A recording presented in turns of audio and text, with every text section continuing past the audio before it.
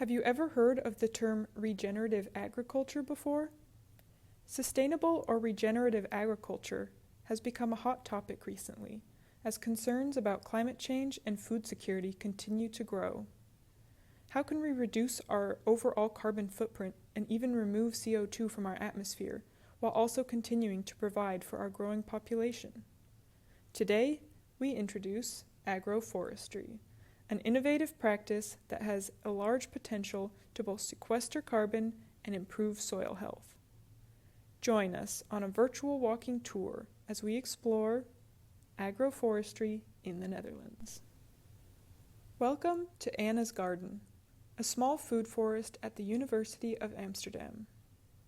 It's winter in the garden now, but many of the trees and plants are still hard at work, maintaining the soil and ecosystem health.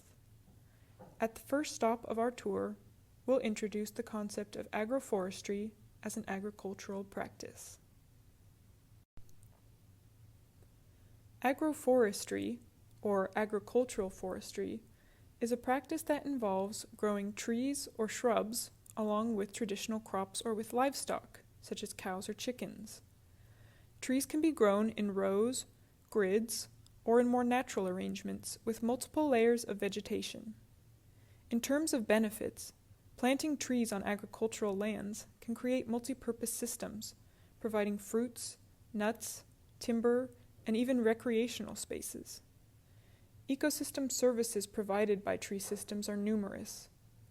Trees provide wind protection for crops and shelter for livestock. They improve soil fertility and water use, and increase biodiversity. However, agroforestry is not currently recognized as an agricultural system in the Netherlands, and has yet to be widely adopted by farmers here. By updating and improving land use policies, agroforestry has the potential to play a large role in climate adaptation and carbon sequestration. But what is carbon sequestration?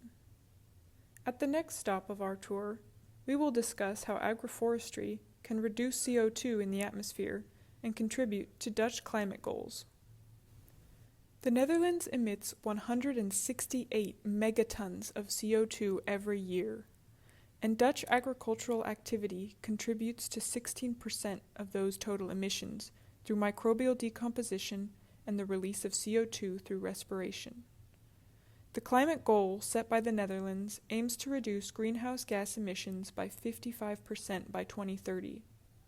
In order to reach this goal, Dutch agricultural lands must actively remove 8 megatons more of CO2 per year within the next 6 years.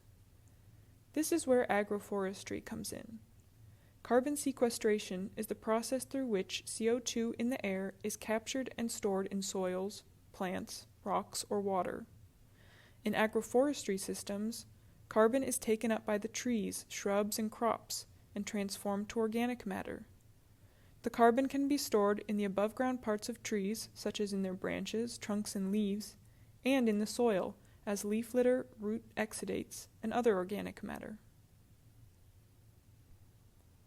Traditional agricultural techniques disturb soil processes, causing croplands to emit more CO2 than they capture.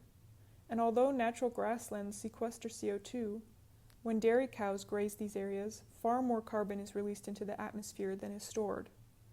Let's look at the different kinds of agroforestry systems that are being proposed for the Netherlands, and how they can help offset these net emissions. There are 3 main types of agroforestry being proposed for the Netherlands. Silvopasture is the integration of trees or shrubs with livestock. In the Netherlands, this can look like hedgerows of trees and shrubs planted on the borders of grazing pastures, or trees planted in the pastures themselves.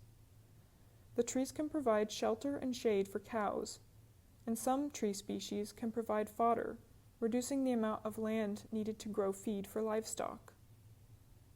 Alley cropping is a technique of planting rows of trees or shrubs alongside rows of crops.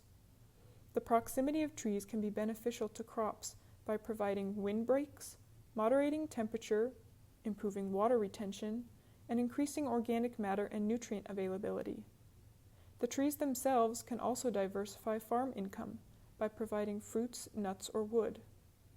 Common trees used in temperate climates like the Netherlands include apple, walnut, and willow trees. Food forests are man-made planted systems that mimic ecosystem structures and functions by including a diverse range of edible plants, from trees to herbs. In total, the Netherlands only has around 150 hectares of food forests, which currently are used mainly for research, education, and to supply higher-end restaurants. However, these tiny forests can sequester the most CO2 per square area compared to the other methods. Rather than having large immediate economic value, food forests display positive sequestration potential as well as social and community value.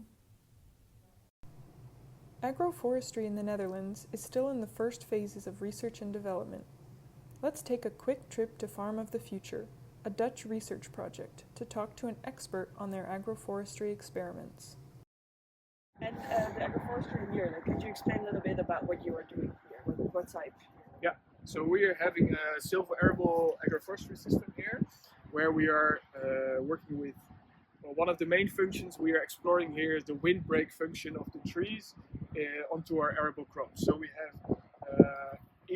have a kind of alley cropping system where each tree alley, let's say, has two rows of trees. One is windbreak with fast-growing trees like poplar and willow, for example, and the other tree row is with hazelnut trees for hazelnut production in the end, although they're still quite small. And what we are trying to research here is what is the effect of the windbreak on the crops, because we know from literature that this can have a beneficial effect, because there'll be a bit less wind, and less wind means less crop evaporation. So certainly we expect a beneficial effect, let's say in dry periods of drought.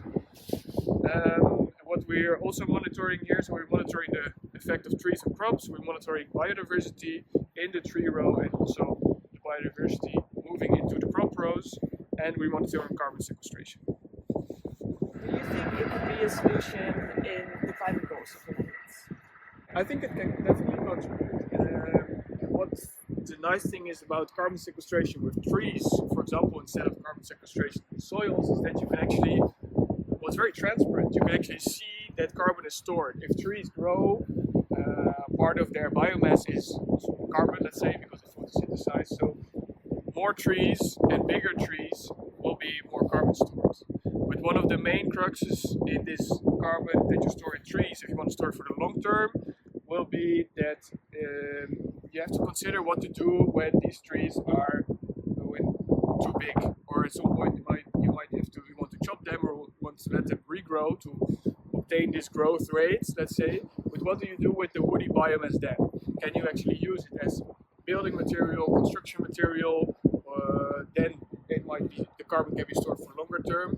If you would use it as biomass for energy and burn it, let's say, then you actually lose your carbon again. So that's a really big, important thing if you want to really sequester carbon for the long term and actually benefit the climate.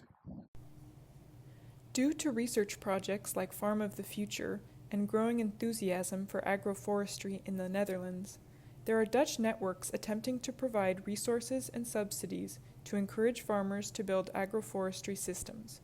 So the question has to be asked: how much can agroforestry realistically contribute to CO2 reduction goals in the Netherlands? From current data, we can predict that converting 20 or even 40% of all agricultural land to agroforestry can make a real difference. Implementing the 20% scenario would reduce all agricultural emissions by 5%, and converting 40% of agricultural lands to include agroforestry would contribute to a third of the overall CO2 reduction target.